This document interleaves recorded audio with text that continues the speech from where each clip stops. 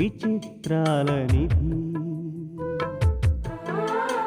ఓ విధి విచిత్రాల నిధి వింత కథల సారథి ఆశ నిరాశల వారధి నిరంకుశ నిర్ణయాల నిర్దయవానిధి ఓ విధి విచిత్రాల నిధి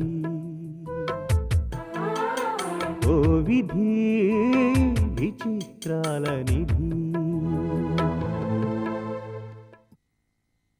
నిజం చెప్పు లక్ష్మి, వయసు అయిపోయాక చేసుకునే ఈ పెళ్లిలో ఆనందం ఉంటుందన్న నమ్మకం నీకుందా? వీటన్నిటికీ అతీతమైందండి మన ప్రేమ. అయినా పెళ్లికి వయసుకి సంబంధం లేదని మీకు చాలాసార్లు చెప్పాను. సరిగ్గా తాళి కట్టే ముందు మీకెందుకు ఈ అనుమానాలు?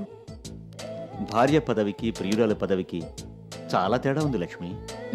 నిజమేనండి. నాకు ప్రియురాలు పదవి నుండి భార్య పదవికి ప్రమోషన్ వచ్చినందుకు నాకు చాలా ఆనందంగా ఉంది. రేపు మన పెళ్ళయ్యాక మీ చెవులు పట్టుకొని ఎలా ఆడిస్తానో చూడండి.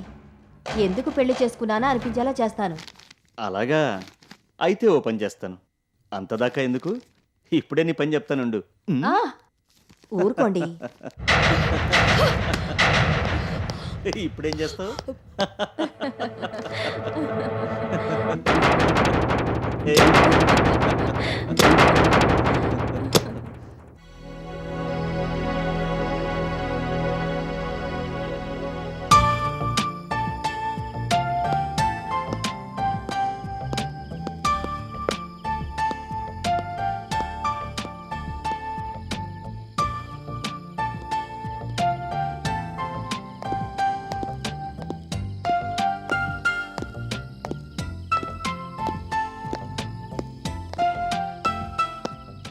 అట్మాస్ఫియర్ చాలా ప్లెజెంట్గా ఉంది కదా. ఇక్కడ కూర్చుందామా?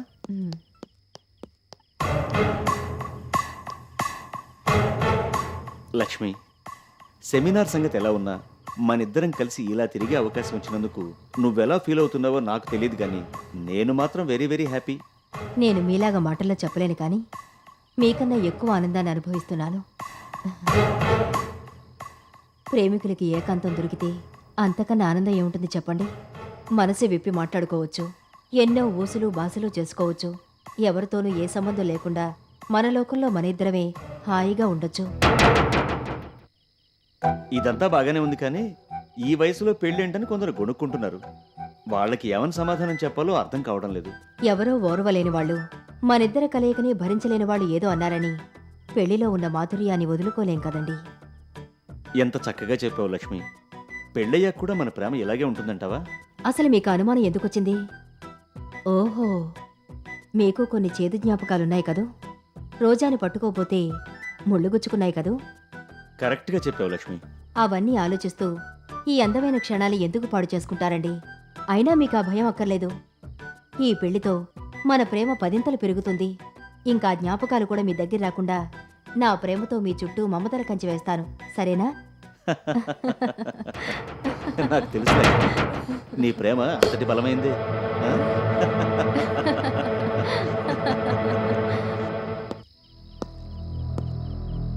Hi hi. సెమినార్ బాగా జరిగింది కదా. చాలా బాగా హలో మిస్సెస్ రోజీ, నేను ఇక్కడ కూర్చోవచ్చా?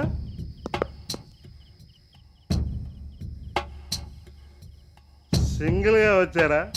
అవునులేండి, విడాకులు ఇచ్చి మగుని వదిలేశారుగా, ఇంకెవరితో వస్తారు? అయినా నో ప్రాబ్లం, నేను మా ఆవిడకి విడాకులు ఇచ్చేశాను. సో మీరు సింగిలే, నేను సింగిలే. ఇంత వయసు వచ్చినా మీ గ్లామర్ ఎక్కడికి పోలేదు. అసలు ఈ సెమినార్లో స్పీచ్ల కన్నా మీరే సెంటర్ ఆఫ్ అట్రాక్షన్. నాకు మీ వయసుతో ప్రాబ్లం లేదు, అడ్జస్ట్ అయిపోతా. హాలీవుడ్లో ఇలాంటివన్నీ కామన్. మీకు మొగుడు లేడు, నాకు పెళ్ళాం లేదు. మీరు డైవర్సీ, నేను డైవర్సీయే. ఇంకెందుకు లేటు? మీరు ఓనండి చాలు. ఉన్నన్నాళ్ళు హ్యాపీగా ఎంజాయ్ చేద్దాం. You idiot! నేను ఎలా కనిపిస్తున్నానా నీకు? లే, ముందు ఇక్కడి నుంచి లే. నా గురించి మరొక మాట మాట్లాడావంటే చంపేస్తాను. ఏమిటా చూపు లే ముందు ఇక్కడి నుంచి పో గెట్ లాస్ట్. ఎందుకలా సీరియస్ అయిపోతున్నారు? మొగుడు పోస్ట్ ఖాళీగా ఉందని అప్లికేషన్ పెట్టాను. లేదంటే లేదని చెప్పాలి కానీ ఇంత సీరియస్ అయిపోతారా ఏంటి? ఆ?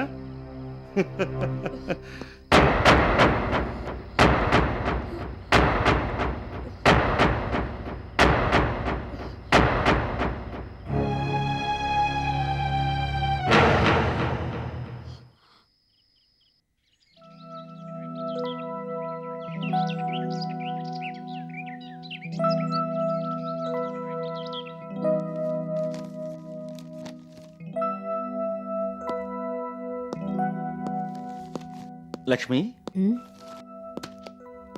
ఈ ఊళ్ళో నా క్లాస్మేట్ ఒకడున్నాడు. నేను ఒకసారి వెళ్ళి వాడిని కలిసి వస్తాను. మళ్ళీ మనకి 12 గంటలకు రావు గారితో అపాయింట్మెంట్ ఉంది. ఆ టైంకి వచ్చేస్తాను. అన్నట్టు రిసెప్షన్కి ఫోన్ చేసి ఫ్లవర్ బొకే ఒకటి ఆర్డర్ ఇవ్వు. అలాగే.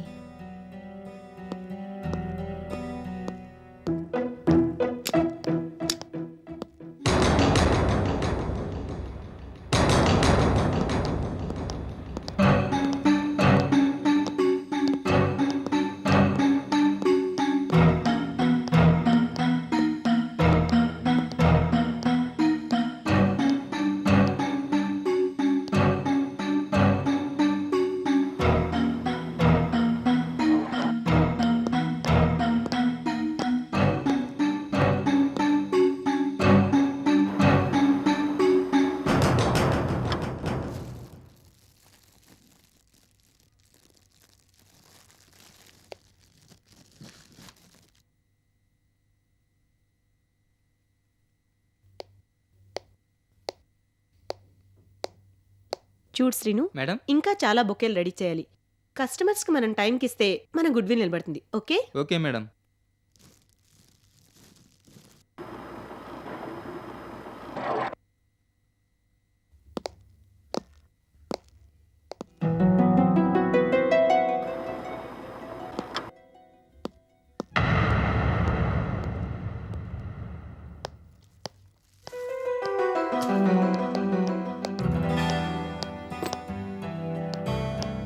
Rosie,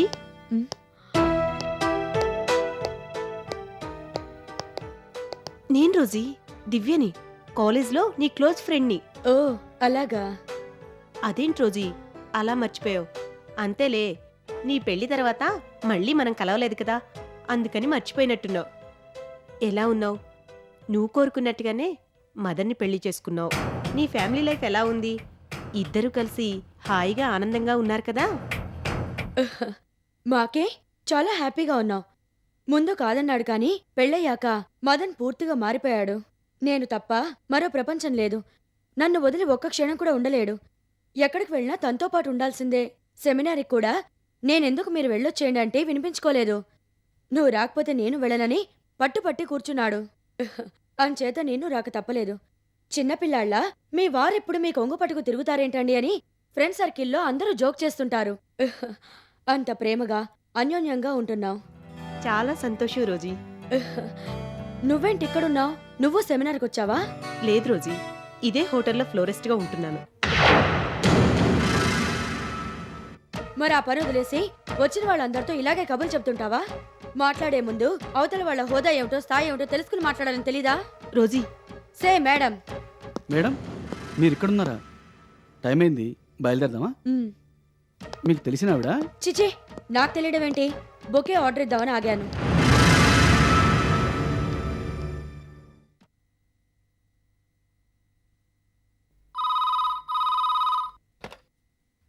hello. చెప్పండి మేడం. ఇందాక బొకే ఆర్డర్ ఇచ్చాను. రెడీ అయిందా? Room number madam? 202. రెడీగానే ఉంది మేడం. కుర్రాడు రాగానే పంపిస్తాను. కానీ నాకు అది అర్జెంటుగా కావాలి. వెంటనే పంపిస్తే బాగుంటుంది. అలాగే మేడం, వెంటనే తీసుకొస్తాను.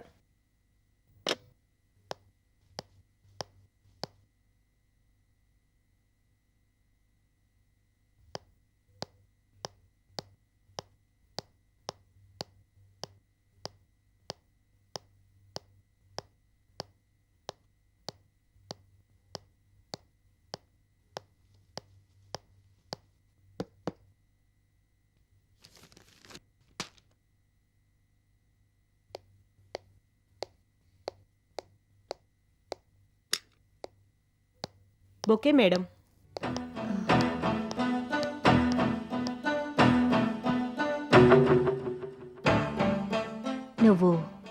నువ్వు దివ్య కదూ? అవును మేడం. నన్ను గుర్తుపట్టలేదు కదూ? మీరు నేనింకా గుర్తుకు రాలేదు కదూ? గుర్తు తెచ్చుకోవడానికి ప్రయత్నిస్తున్నాను మేడం. నో ప్రాబ్లం దివ్య. అప్పటికి నేను గుర్తుంచుకోవాల్సినంత గొప్పదాన్నేం కాదులే. సరే, నేను ఎక్కువసేపు శ్రమ పెట్టను. కాలేజీ రోజులు, నీ ఫ్రెండ్స్, కాలేజీలో పనిచేసే పని మనిషి, అవన్నీ ఒక్కసారి గుర్తు చేసుకుంటే నేనెవరో జ్ఞాపకం వస్తాను. ఆ, మీరు కాలేజ్లో పనిచేసే లక్ష్మి కదూ? కరెక్ట్, ఆ పని మనిషి లక్ష్మిని. లక్ష్మి, నువ్వు ఇంత గొప్పదానివైనందుకు, అయినా నన్ను గుర్తుపట్టి పలకరించినందుకు చాలా ఆనందంగా ఉంది. లక్ష్మి, అప్పుడే వచ్చేసరే. ఎవరినో కలవాలన్నారు, కలిసారా? ఆ యూస్లెస్ ఫెలో ఊళ్ళో లేడట, అందుకని తిరిగి నువ్వు దివ్యవి కదూ? అవును సార్. సారు గారు అన్నమాట తీసి పారేసే. నేను మదన్ని. అందరూ చలసాని గారు అంటే ఎవరో అనుకున్నా. నువ్వా మదన్? అవును దివ్య, ఇంతకాలం తర్వాత కూడా నిన్ను ఈజీగా గుర్తుపట్టానంటే నా మెమరీ పవర్ పెర్ఫెక్ట్గా ఉన్నట్టే కదూ? మ్మ్. ఇంతకీ నువ్వు ఇక్కడున్నావేంటి? ఏమన్నా పని మీద వచ్చావా? ఇక్కడే ఫ్లోరిస్ట్గా పనిచేస్తున్నాను. అదేమిటి దివ్య, పెద్ద బిజినెస్ మ్యాన్ని పెళ్లి చేసుకుని చక్కగా సెటిల్ అయ్యావని విన్నాను. నిజమే, నాది లవ్ మ్యారేజే. చాలా కాలం ఏ కష్టాలు గొడవలు లేకుండా ఎంతో ఆనందంగా ఉండేవాళ్ళం. అనుకోని పరిస్థితుల్లో కష్టాలు మొదలయ్యాయి. పార్ట్నర్స్ మోసం చేయడంతో బిజినెస్లో ఆయన బాగా దెబ్బతినేశారు. తప్పనిసరి పరిస్థితుల్లో ఆయన ఉద్యోగంలో జాయిన్ అయ్యారు. అంతవరకు దేనికి లోటు లేకుండా హాయిగా ఉన్న మేము చాలీ జీతంతో చాలా ఇబ్బందులు పడాల్సి వచ్చింది. మెల్లగా అడ్జస్ట్ అవడానికి అలవాటు పడ్డ సమయంలో ఈ యాక్సిడెంట్లో ఆయనకో కాలు పోయింది. రెండో కాలు కూడా పెరలైజ్ అయిపోయింది. మంచం మీద నుంచి కదలలేని పరిస్థితుల్లో ఉద్యోగం పోయింది. హాస్పిటల్ ఖర్చులకి ఇల్లు గడవడానికి ఉన్నదంతా అయిపోయింది.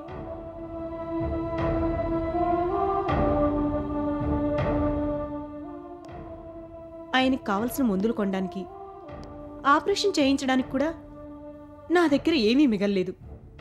అయిన వాళ్ళంతా ముఖం చాటేశారు. కనీసం మాట సాయం కూడా చేయలేదు. ఆ పరిస్థితుల్లో ఇక్కడ ఫ్లోరిస్ట్గా చేరాను. అతి కష్టం మీద రోజులు నెట్టుకొస్తున్నాను. సారీ దివ్య, గతాన్ని గుర్తు చేసి నిన్ను బాధ పెట్టినట్టున్నాను. అదేం లేదులే, బాధలకు అలవాటు పడిపోయాను. కొత్తగా బాధపడ్డానికి ఏముంది? ఇవాళ్లే రోజీ కనిపించింది. తను కూడా కాన్ఫరెన్స్కి వచ్చిందనుకుంటాను. నేను గుర్తుపట్టి పలకరించాను. ఎలా ఉన్నావని అడిగాను. నేను మదన్ చాలా అన్యోన్యంగా ఆత్మీయంగా ఉంటున్నామని చెప్పింది. పెళ్ళయ్యాక మదన్ పూర్తిగా మారిపోయాడు, నన్ను ప్రాణంగా చూసుకుంటున్నాడని చెప్పింది. అంతకన్నా ఏం చెప్తుందిలే. విడాకులు ఇచ్చేసి భర్తని వదిలించేసుకున్నాను అని చెప్పలేదుగా? అదేంటి మదన్? జరిగిందదే దివ్య. నన్ను పెళ్లి చేసుకున్నా నా మీద అనుమానం పోలేదు. తనని ప్రేమించడం లేదని, లక్ష్మి వెనకాల తిరుగుతున్నానని ఏవేవో ఊహించుకుని మా సంసార జీవితాన్ని నాశనం చేసింది. సారీ మదన్. రోజీ మొండితనం మూర్ఖత్వం నాకు తెలుసు గాని మరీ ఇంతలా బిహేవ్ చేస్తుందనుకోలేదు. లీవ్ ఇట్ దివ్య, అవన్నీ ఎప్పుడో మర్చిపోయాను. రోజీ నన్ను పెట్టిన టార్చర్తో అలసిపోయాను. అందుకే ఈ వయసులో తోడు కోసం లక్ష్మిని పెళ్లి చేసుకోవాలనే నిర్ణయానికి వచ్చాను. వెరీ గుడ్ మదన్, చాలా మంచి నిర్ణయం తీసుకున్నారు. ఏనాడో జరగాల్సిన పెళ్లి ఇప్పటికైనా జరుగుతున్నందుకు చాలా ఆనందంగా ఉంది. Anyhow, congrats. థ్యాంక్ యూ దివ్య. లక్ష్మి, మదన్ కోసమే అన్నట్టు ఇన్నాళ్ళు ఒంటరిగా ఉండిపోయావన్నమాట. మీ పవిత్రమైన ప్రేమకి ఈ పెళ్లి నిండుదనాన్ని ఇస్తుంది లక్ష్మి. ముఖ్యంగా ఇంత గొప్ప నిర్ణయం తీసుకున్నందుకు నీకు కంగ్రాట్స్ చెప్పాలి. చాలా చాలా థ్యాంక్స్. చాలా థ్యాంక్స్. లక్ష్మి, ఇంత స్థాయికి ఎదిగినా నీలో అదే అమాయకత్వం, అదే మంచితనం. అది చూసేవాళ్ల మనసును బట్టి ఉంటుంది దివ్య. ఇవన్నీ అలా ఉంచగాని నువ్వు ఎలాంటి పరిస్థితుల్లో ఉన్నావో నాకు అర్థమవుతుంది. నేను నీ స్నేహితురాలే అనుకొని నీకు ఎలాంటి సహాయం కావాలన్నా సందేహించకుండా నన్ను అడుగు. నీకు అన్ని విషయాల్లోనూ అండగా ఉంటాను దివ్య. లక్ష్మి, కాలేజ్లో ఉన్నప్పుడు నిన్నెంతో చిన్నచూపు చూసేవాళ్ళం. ఈరోజు ఇంత పెద్ద మనసుతో నాకింతలా ధైర్యం చెప్పి సహాయం చేస్తానంటున్నందుకు నీ మంచితనానికి సంస్కారానికి చేతులెత్తి మొక్కుతున్నాను లక్ష్మి. దివ్య, కష్టాలు అనుభవించిన వాళ్ళకే ఎదుట వాళ్ళ కష్టాలు అర్థమవుతాయి. అవన్నీ నేను భరించిందని కాబట్టి నీకు సహాయం చేస్తానంటున్నాను అంతే. ఇందులో నా గొప్పతనం ఏవీ లేదు. నేనొచ్చి చాలాసేపు అయింది, వెళ్ళొస్తాను లక్ష్మి. మంచిది దివ్య. దివ్య, మరో 2 రోజులు ఇక్కడే ఉంటాం. లీజర్గా ఉన్నప్పుడు రా, సరదాగా కబుర్లు చెప్పుకుందాం. అలాగే మదన్, తప్పకుండా వస్తాను. ఉంటాను లక్ష్మి. ఉమ్.